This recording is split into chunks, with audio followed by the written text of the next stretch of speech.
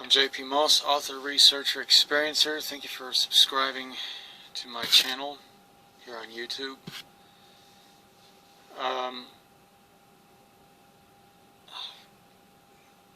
I've been withholding some information that Beniico gave me in our 1992 encounter when we met, and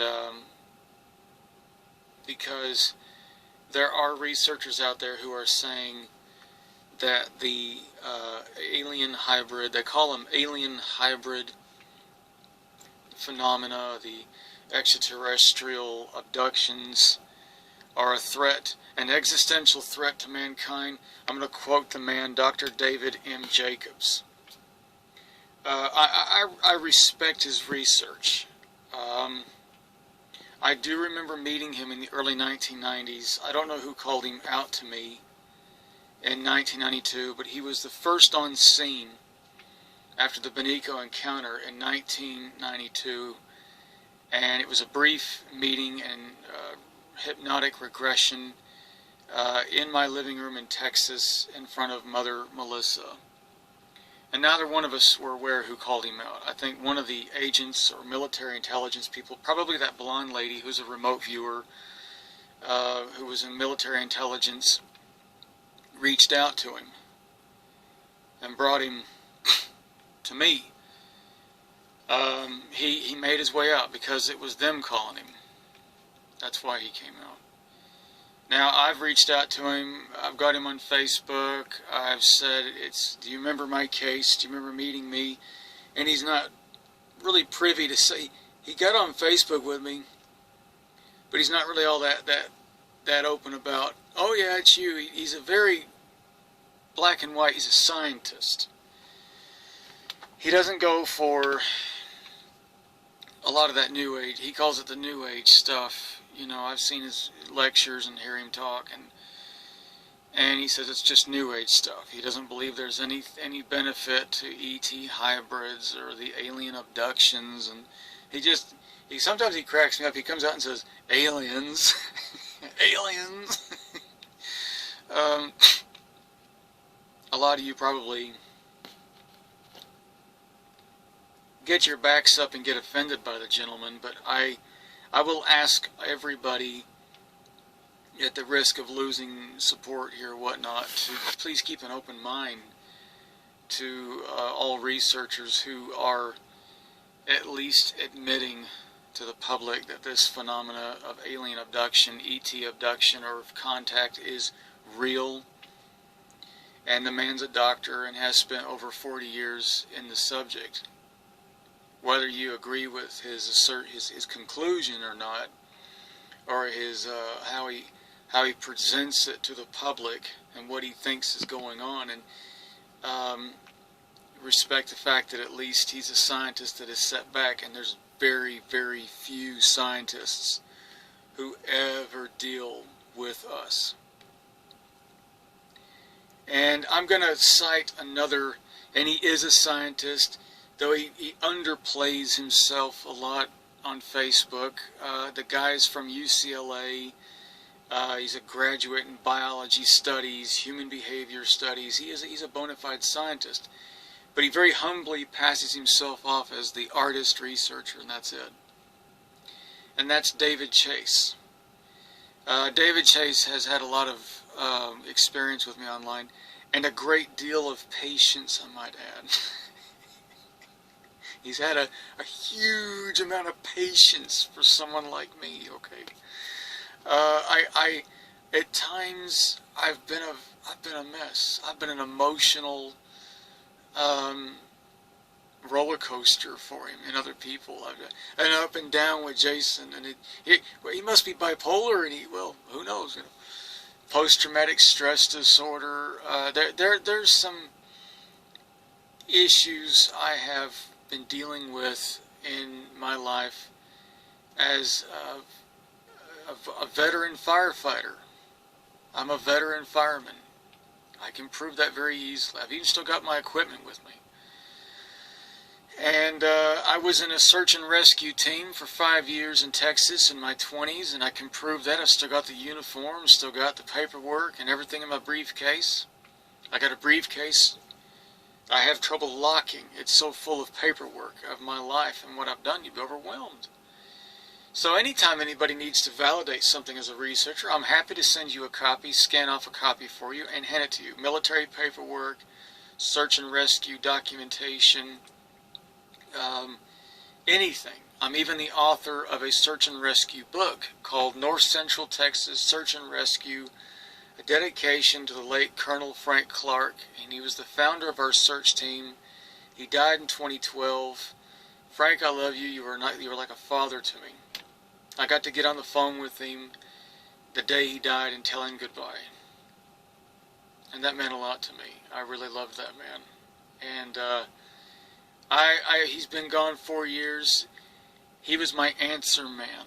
And here in England, of anyone else in Texas I ever contacted, the family in Texas, Frank was always the guy. I always had his number on auto. I went through a separation divorce in 2008, and Frank was my guy. I'm on the phone to him, Frank. And I still called him Sir affectionately. And at times he'd just kind of warmly giggle and he'd call me Captain, because he appointed me Captain in that search team. But we broke it down in ranks because I wasn't in command of anybody. That sounds pretty official, Jace. Really, a captain? My God. I was a second captain. My call sign was KJM 8007 on the radio in conformance with FCC regulations.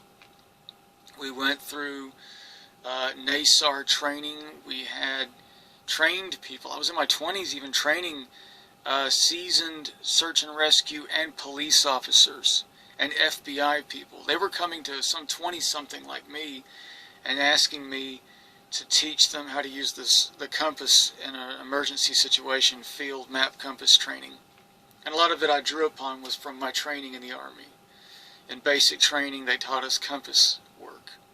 So I have not really told you a lot about me in my videos, and I apologize for this. A lot of you people look for credible people to follow, subscribe to, and take public and put out there.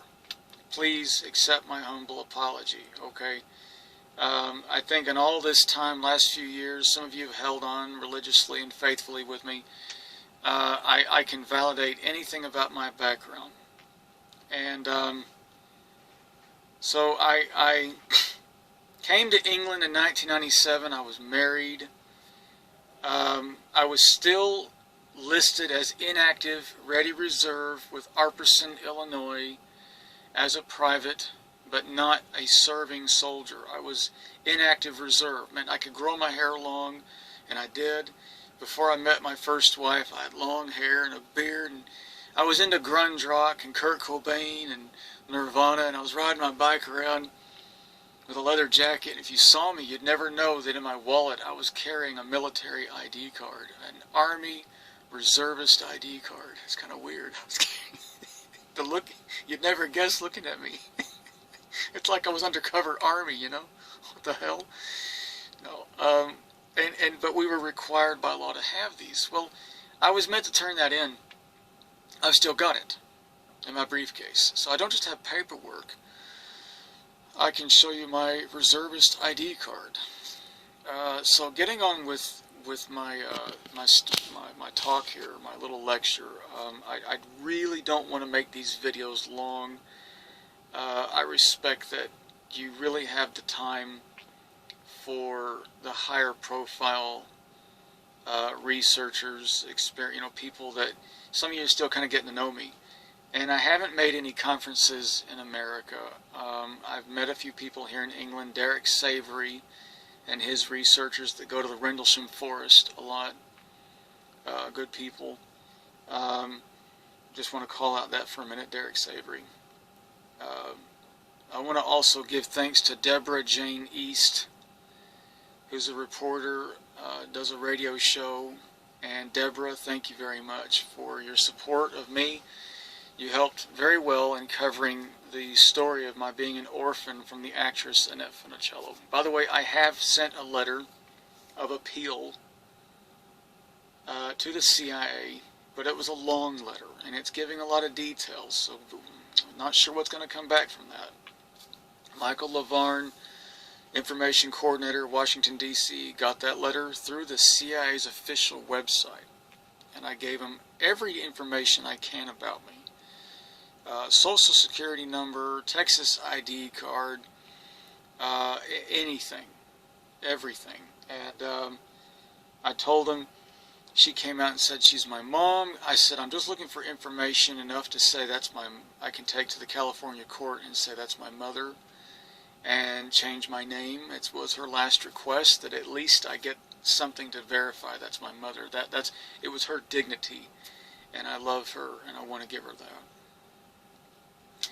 But getting back to what I was saying about hybrid extraterrestrial beings, there are people like Dr. David Jacobs, who are going around, and with all due respect to this researcher, I'm going to ask you, if you follow me, that you adhere to my request, that you at least listen to some of his lectures and hear him out.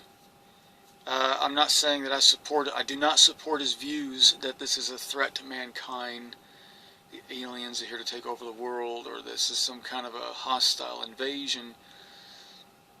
I don't support that. I respect his research and the man. I respect the man. And I ask you at least to sit through. He's written a lot of books. He's been in it over 40 years and hypnotized and researched 1,100 cases. Now, some of you are going to be really irritated with me in the New Age movement, mentioning that name and even suggesting listening to him or any support of him. You're going to be like, get away from us, you're not good, you're not resonating with us anymore. He's not the guy that you're going to hear that says anything spiritual. He's not going to sit there and... I like one researcher was asking him, what planet do you think the Zetas and hybrids come from? And he says, what planet? He says, well, there's going to be no way the aliens are going to be able to tell us that. And he says, they don't know our star maps and charts, and we have names for thousands, millions of different stars. And he says, we have names of stars, but not planets. We've discovered planets, but he says, they don't know what that's going to be. And he made kind of a good point there. He says, it doesn't matter. He says, he jokes with the guy and says, they're from planet Vartek. He says, I don't know, and he says, I don't care, it doesn't matter. Well, I do agree with that. I don't think that really is all that important about where. Of course, the researcher and him have a rather negative slant, and he goes on to say, the researcher talking to him says, well, don't you want to know where the enemy's territory comes from? And I'm like, enemy? Really? You guys, they're not enemies, you know?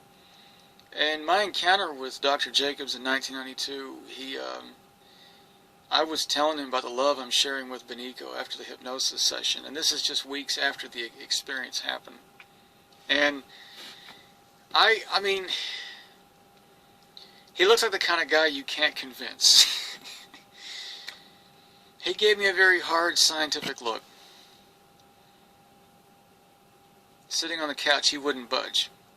He went, and I said, and what we have is a very loving connection, a beautiful connection, and she loves me and I love her. We bonded.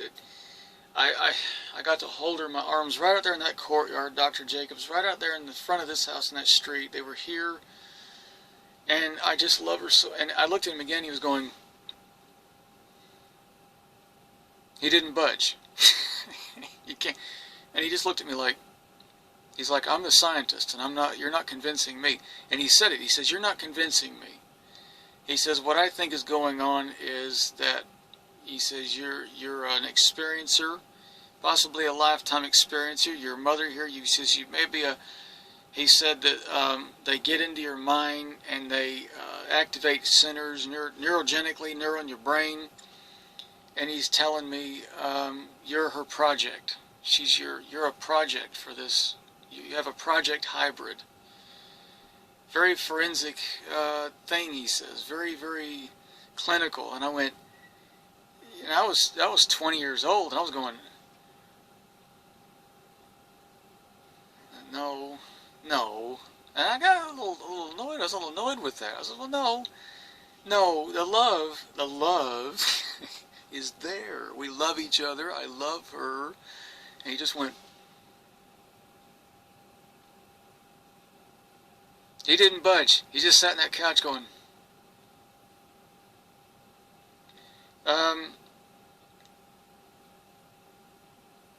I don't know. He got harassed by somebody that came to the house. They wouldn't come in the property. About 5 or 6 unknown people park out in the courtyard. And as he was leaving, he went down the footpath, and there's a 3-foot high chain link fence in front of the property I lived in. And he goes out there, and they just start harassing him, and he was shouting at him, "Leave me alone, leave me alone." And then they were telling him, "Leave this case alone. Leave him alone. Leave Jason Moss alone. Don't talk about this. You didn't talk to him." And he was irritated with them. He wasn't happy with them. I remember he got in a shouting match with these people. I don't know if he's just scared. I don't know what's going on.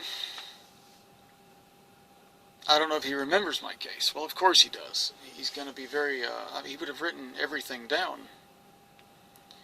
But it doesn't matter. It doesn't matter. It doesn't matter. If he says nothing, it doesn't matter. Doesn't mean anything even if he does. It doesn't make my case more real to you or credible or take me further and I get more hits on YouTube or you get to buy my books. It doesn't matter. I don't agree with where he went with it. Okay, and what he's still saying, that this is all bad, evil, they're out to get you. But I do have to say that I have withheld information, what Beniico did tell me in 1992 about the fate of mankind. Let's stop a minute on that, just for a minute. So the allegation being from these researchers like Dr. Jacobs is that they've come here to supplant themselves and take out mankind, as it were. Well, that suggests a takeover. Human race, maybe some have even said, will be given a disease and they'll just be wiped out. First of all, I love Beniico, and I know she told me the truth. And her testimony to me, and I have no doubt that what she told me was true. And I can feel it in her. I love her so dearly. I do absolutely love her so much. And there was one word of caution from Dr. Jacobs that day, and he said before he left, I did get him to budge a bit on that point. He did say that it does sound like perhaps you have fallen into some kind of relationship with your Project Hybrid. He said there are cases. I mean, this is a time when Dr. Mack was still around, Bud Hopkins was still around, and they didn't come to me. All right, they got to Dr. Jacobs right out in the courtyard, told him, don't come back, don't follow him anymore. And until this video, I've never spoke about him or spoke about that encounter. And now he's talking again. Now, this could go 2 ways. He could say, I don't know who you are, never met you. Or they've got to him and he's not going to say anything at all, period. I don't know. He's got to do what he thinks is the best thing to do, okay? And that's fine, fair enough. He can deny it. Or he says in his one interview, he said, well, people think the military is involved in this. And he says, good, God, yeah, get the military into this. They're a threat to us. You know, so I'm saying I love Beniico, so I doubt he's going to be even admitting meeting someone like me. Because the hybrids are a threat to mankind, you know. Which that is not true. Beniico, I love so dearly. She told me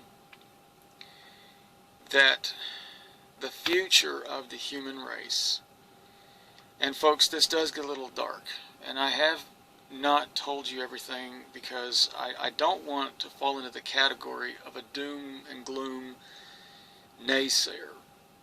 But I've been yelled at.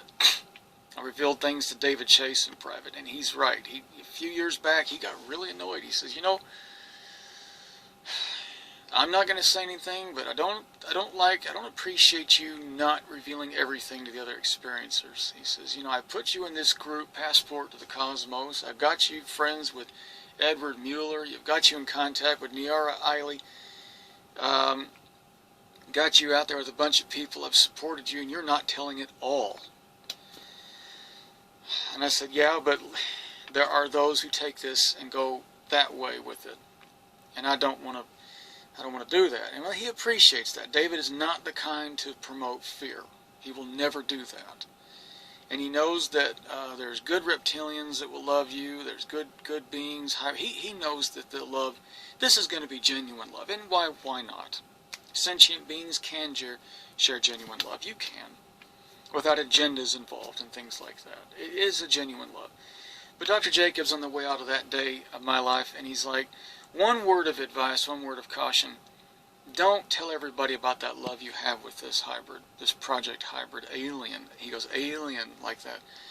And I says, why is that? He says, because that's not their agenda. That doesn't cover everybody. Not everybody's going to have this, and not everybody's having that experience.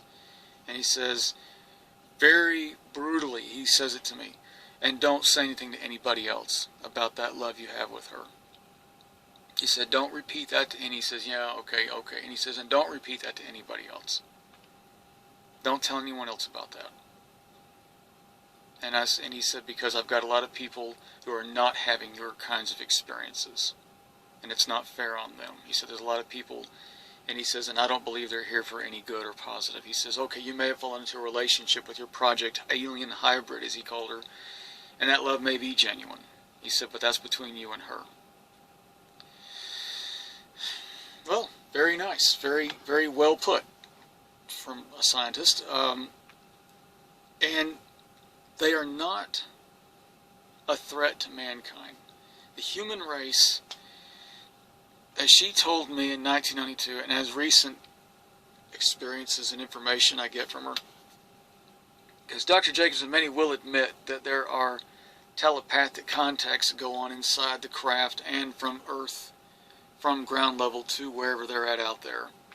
And I have demonstrated that many times between me and her. She and I. I'm an author. She and I. And I get the same thing, the same message. And she says that the future of mankind, that the human race becomes overpopulated with billions and billions of people. And at some point there is a, forgive this, but I've got to put this out there, a mass disease that breaks out alongside a mass war. There's a great big war, and then there's a disease of some kind of pestilence, of bacteria, virus, and a huge sway of the human race goes out in a very short time, very, very tragically. And she said that it's not by our hand that this happens, but by the hand of the human race themselves. But she does say many survive. 1 billion is a fair estimate, perhaps 2 billion. So we're talking massive apocalyptic Armageddon scenario, Jehovah's Witness, doom and gloom scenario numbers here, but there's a huge number that survives. So what becomes of those several billion survivors? Well, they rebuild, but the earth is polluted terribly, and at this point the millions of extraterrestrial human hybrids arrive on the scene, and with their extremely advanced technology begin cleaning the earth up. They've got the technology. She goes into details with me, even the details about the New York harbor. Yes, folks, in 1992, I'm on the phone with her, and Beniico's telling me the New York harbor, and she's talking about it from a future perspective, as if she's already seen it from the future, and is talking to me in the past, as if she has had access to that and come back to the past, because they can time travel. And she said it was ugly. It was awful. She spoke in a very monotonous, calm voice, but at times there were inflections of feeling. and she said that there was a tremendous amount of waste at the bay, at the harbor of New York, where they dump garbage down the Hudson Bay, or wherever it is, off that Atlantic shelf. And she said it was absolutely awful. It was the absolute most toxic, even for their technology. And they cleaned it up. It's all gone. She didn't say how. And that they cleaned the entire, she said they had to. If they hadn't cleaned the earth of the radiation, the fallout, and I don't really want to go into what that war was about or how that starts. But if they hadn't cleaned up the earth, the surviving human race, and even them coming here would all die. But there are survivors. So the survivors get to interact with these beings. And it becomes kind of a real-life Gene Roddenberry Star Trek. And so we move on into the 21st century.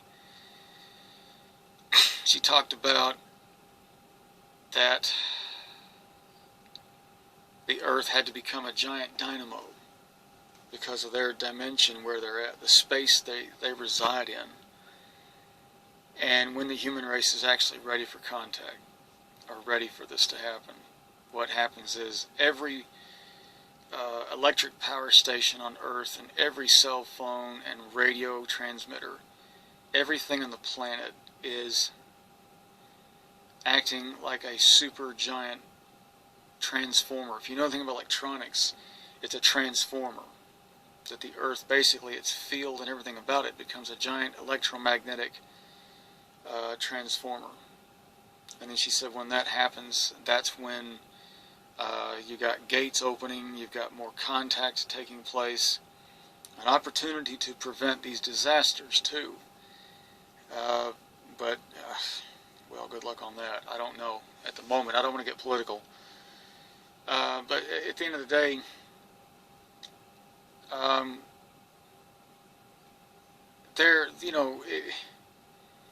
it really was pretty amazing about, the future of mankind had a possibility of it not going that direction. But she said, no, we don't do it.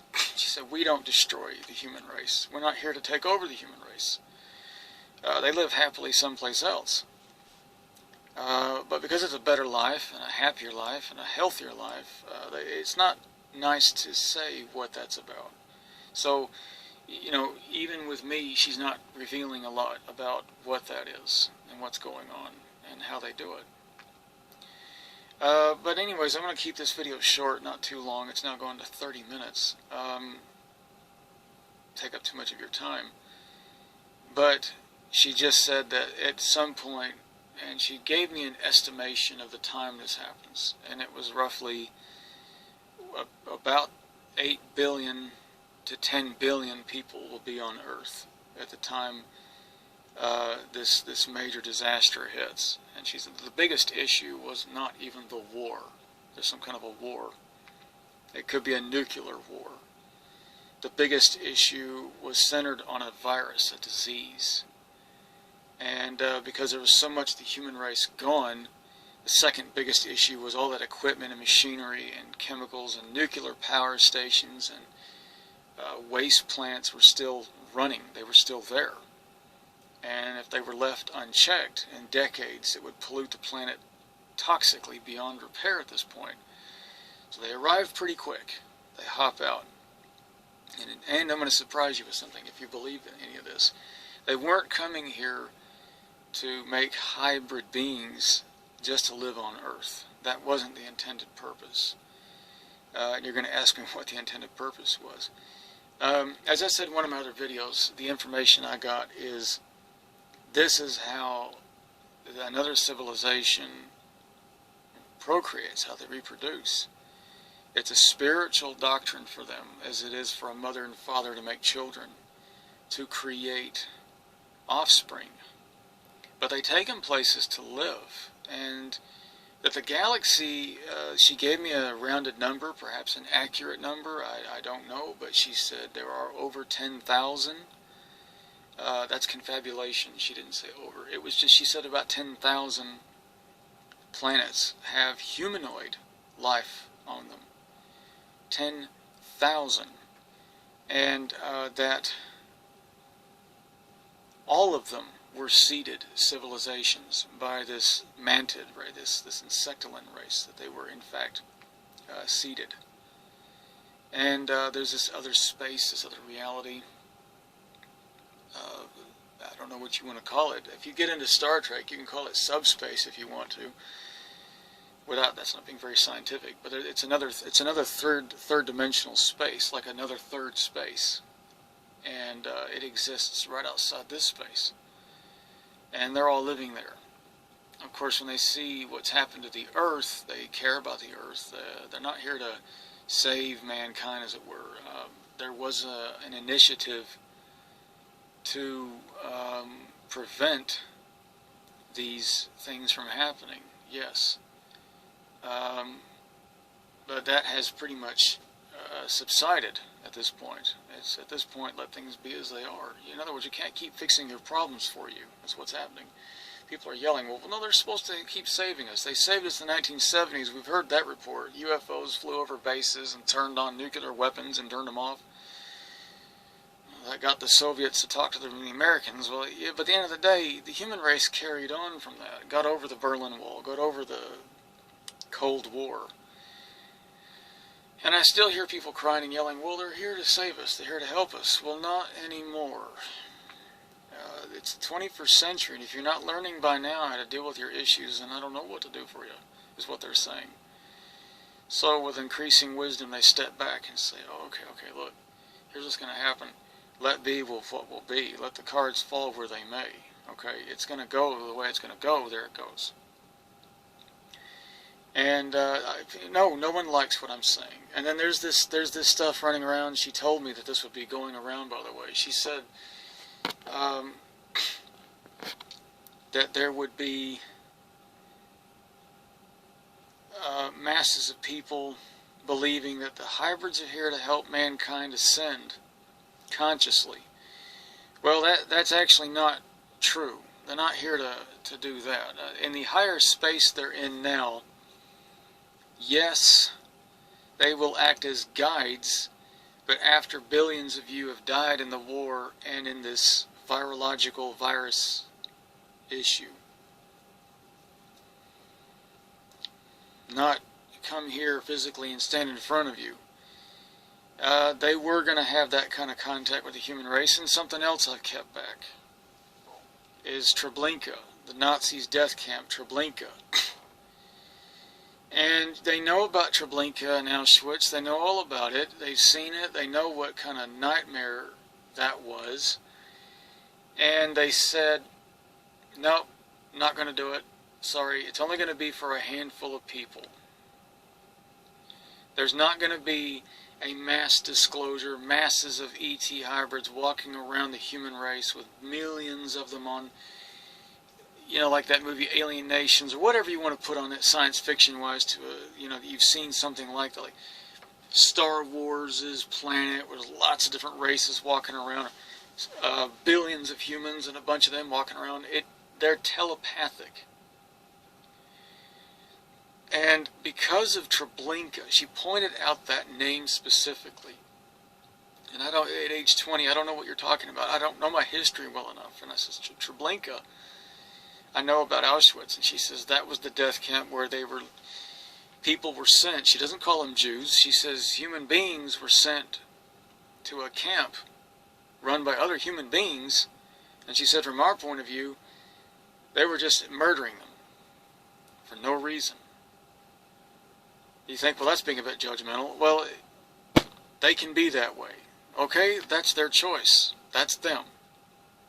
And they looked at that in history, and they were around then, and they said, no, okay, not going to do it. So they were doing heavy surveillance in the 1940s over America and Europe during World War II. Lots of UFO sightings, crashes going on all over the place. So they made their choice. They made their no contact. Any beings captured or taken at that time from crashed craft are going to resonate and say the exact same thing that Beniico told me. No. No contact. Are you going to make contact with the human race? No. What they're not saying is they will in those interviews, interrogations rather, they will be agreeing to they will be agreeing to certain people. Psychics were interviewing beings in the 40s that they had them in custody, but no contact. So the whole idea of a global contact, there may be a global disclosure of what's going on, where it goes global, this is what's happening. But sadly, not all of you are going to have an encounter with Beniico that I had. And it goes back to, she specifically pointed out Treblinka, that the human race as a whole is being held responsible and accountable for that one.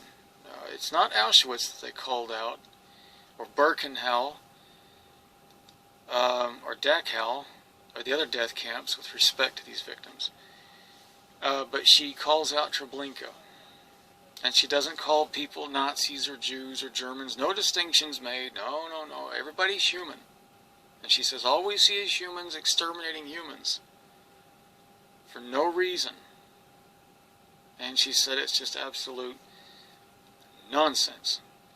And she goes on to tell me about, and recently I got the message from her about energy. You're all made of pranic energy. We'll end the video on this little spiritual note. We're all made of pranic energy, your soul. What you do with that energy is up to you. It's your choice. Love is energy, hate is energy, jealousy is energy. Alright, all is energy.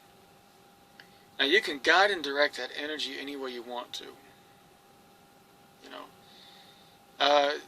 Guide it and direct it. And by the way, energy can't be created or destroyed. So as love cannot be destroyed, the source of love is infinite and goes on forever. The energy is older than the universe.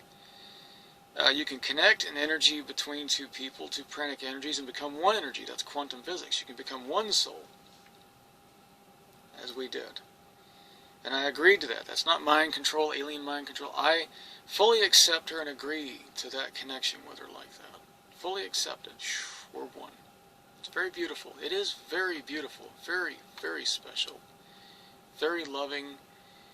I know I've been told not to. And over the 5 or 6 years I've been doing these, talking on Facebook and then doing this, it's my choice. Even Beniico said it. This is between you and me. You can talk about us. You can write about it. And she said, I know in your monetary world you have to make money. And she told me, you may write books and you may be given money for talking. I'm not asking for money. But you may receive money in your books or lectures or conferences. She says, she says, but we know you have to earn a living. Okay? Very practical race. You have to earn a living. And so, you know, I'll end it with that note about the pranic energy. That how you direct your energy is very important. You know, as love cannot be, it's an energy that cannot be created and cannot be destroyed. That's very beautiful, nice sentiment. Hate is also an energy. Cannot be destroyed either. People say, well, why doesn't God destroy evil? Well, or whatever you believe is running the universe. And why is evil here? Well, evil is an energy too. And so you have to be on your guard about that. You got to be very careful. The political times in the world now is generated on a great deal of hate and anger, not love. And this is her wisdom, not mine. So the author of this, give her credit, Beniico, signed Beniico. I'm the student, this is the teacher, and she's telling me. There's a lot of hate and anger that's driving this world's decision-making processes. The voting people, you know, the general public, and what we do with our big countries, our massive weapons, and our guns, and our ideological thinking. Do we plant seeds and grow trees together? Do we write pen pals? Do we see Americans marrying Russians and things like that? No, we don't see it enough. watch out for this, guys. Hate is an energy too. And it cannot be destroyed either. You can't really destroy evil. What? What'd I just say? Really? Yes, that's right. While you can stamp out darkness, which is ignorance, and educate the masses in disclosure, and a lot of us will have experiences, many more of you will not have. You cannot destroy this thing, okay? And so once you understand that, you then become a little more love guarded. You become a little more of an activist about need to spread love, share love, experience love, and love, and be that way. I've heard people say, you've got to choose one way or the other, or you're going to cause a big imbalance. Or somebody said you get both of them in you. I've heard two arguments here, dude. Get both hate, evil, dark side, and love within you, and have a yin-yang and live with balance. And I, approached her again about that, and I said, what do you make of that? And she says, she uses examples, and you have car batteries in your automobiles. So that is correct. And you know about the science of what happens if you take a metal rod and you lay it over the terminals of a car battery, negative, positive. The battery will explode. You can't have a good evil person walking down the street. You don't really want to deal with someone who has those kinds of dichotomies running in their mind. Because I can have a good day and I can have an evil day. I can have a good day, I can have an evil day. Well, a good day is going to be this music and I feel wonderful. And an evil day is going to be where I hurt somebody and I can beat up people and I can go to jail and pay my due to society, and it's okay. What really, people who talk like that, they're misunderstanding what yin-yang is about. They're really getting far off the point about that, what that principle means. And they're applying it to human psychology, which is a very dangerous thing. And Beniico tells me people that resonate with that thinking are themselves looking for an excuse to keep hurting. She says they're just looking for a reason. She says tell everybody they're just looking for a reason to keep hurting. Think about that. You're just trying to find excuses to carry on the depression, keep listening to that music, take some more pills, shoot some more dope, drink some more alcohol. But can you find a reason to just be happy and live your life differently in spite of the rain and the mud, and just genuinely feel good? Your pranic energy will, like an egg, open up and reach into higher places. You may or may not meet them face to face, but I can guarantee you will begin to feel the love from higher realms and dimensions. And these beings, call them angels, I don't discount their existence, and ETs that are very loving in these higher realms and spaces and things like that. You have to do the work. You've got to do the work. You've got to really... Political times in America have really pushed this out in the open, that you really, a lot of you are sitting back and just going, it's alright, love and light to all, ETs will come along and love us and make it all better.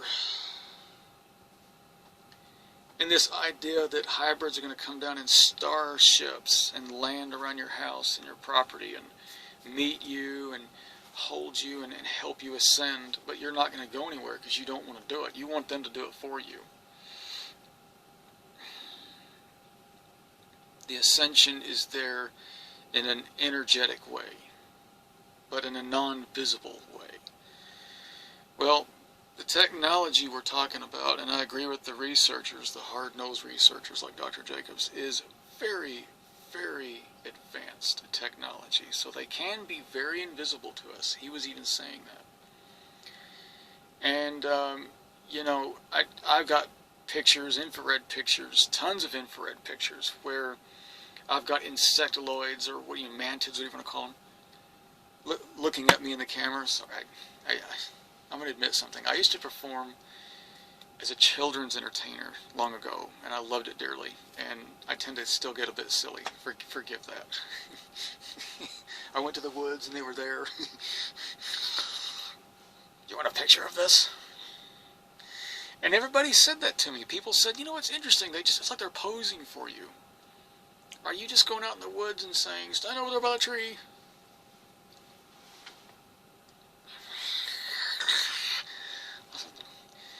They're good beings.